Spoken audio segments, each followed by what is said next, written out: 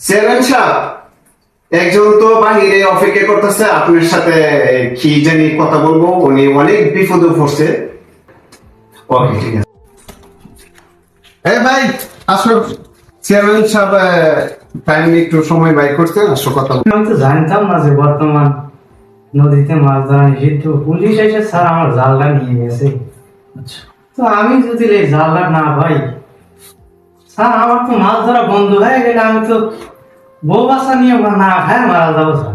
না ইনশাআল্লাহ ব্যবস্থা হবে, টেনশন করেন না। নাসির, তুমি একটু থানা যোগাযোগ করে ওনার জায়গাটা কিভাবে ব্যবস্থা করা যায় একটু ব্যবস্থা করে। ঠিক আছে, ঠিক আছে, সমস্যা না, আমার জানাই।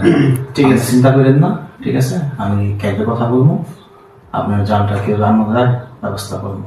আর এমনি কাজকর্ম এখন কি করবেন, যেটা 2 মাস বন্ধ, কেমনি কি সংসার?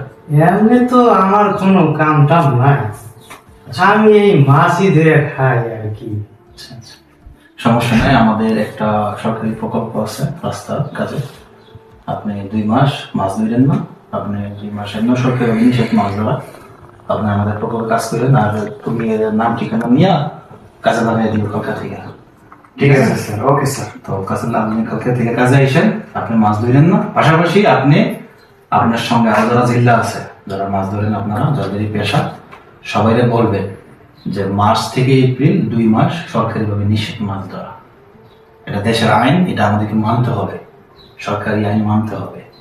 এবং এই টাইমে মাছ সে বাচ্চা ফোটায়, নদীতে মাছের সংখ্যা বাড়ে। যদি ওই টাইমে মাছটা ধরেন, তাহলে যে ডিমওয়ালা মাছটা যখন ধরে ফেলবেন, তখন আমাদের মাছের সংখ্যা কমে যাবে। দিন দিন তো এমনি আমাদের মাছ নাই নদীতে। তো এটা তো আইন মানতে হবে এবং এটা সবার প্রয়োজন।